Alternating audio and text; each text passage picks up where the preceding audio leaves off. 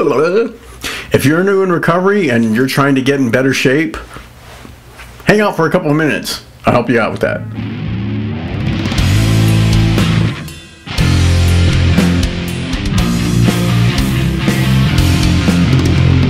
Hi, my name is Charlotte Chuibaka, and this is Red Road Journeys. I'd like to talk to you today and have a brief chat about getting in shape. If you're like me and you're wanting to change not only your mind, getting clean, getting sober, and you want to change the way you look. I mean, I'm an old man now, so I don't mind being tubby.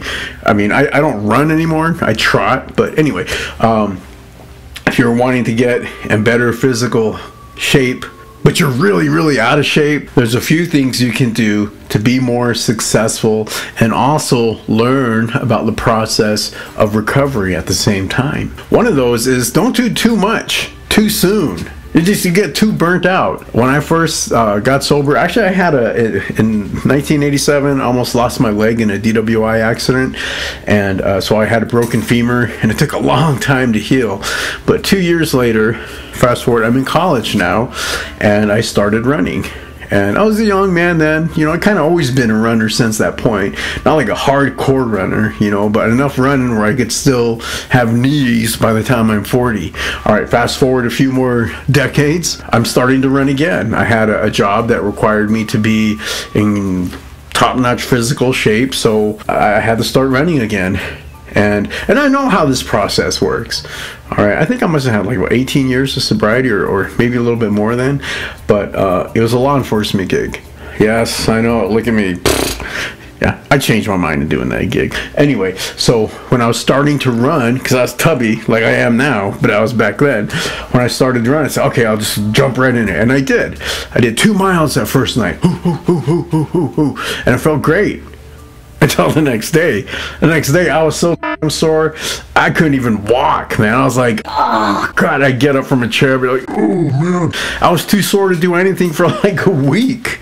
Alright, so the best way to do it is in little tiny chunks. Just like doing a 4th step. Little tiny chunks. Or if you're decided to go to college and you hate math, but you gotta do it, so instead of doing math 4 hours of math and thinking about it that way, just do it in little tiny chunks, 15 minutes at a time. So for running, what did I do? I did what I was supposed to do. All I did for 1 week was I gave a run around the block. Not a big ass city block, just a little regular neighborhood block.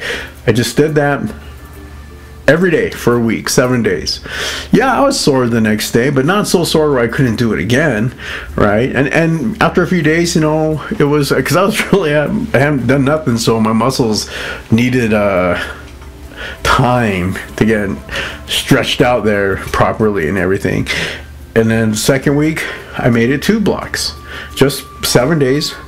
2 weeks later, I just 2 blocks, and then the third week 3 blocks, and honestly by the middle of the 3rd week I was ready, so I was doing 2 miles a day, and that really helped. It made it possible.